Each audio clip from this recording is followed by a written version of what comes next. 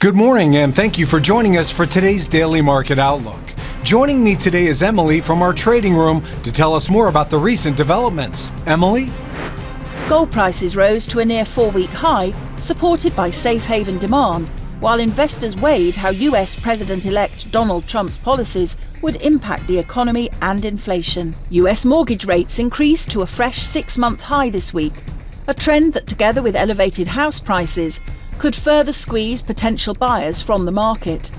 The average rate on the popular 30-year fixed-rate mortgage climbed to 6.93%, the highest level since early July. Blockchain security firm PeckShield reported that hackers and scammers stole more than $3 billion in crypto-related activities in 2024, a significant increase over that of the previous year. It represents a 15% or $400 million increase over 2023. The euro-dollar pair edged lower in the last session. The ultimate oscillator is giving a negative signal. The Bitcoin-dollar pair plummeted in the last session. The stochastic RSI is in oversold territory. The sterling-dollar pair saw moderate losses in the last session.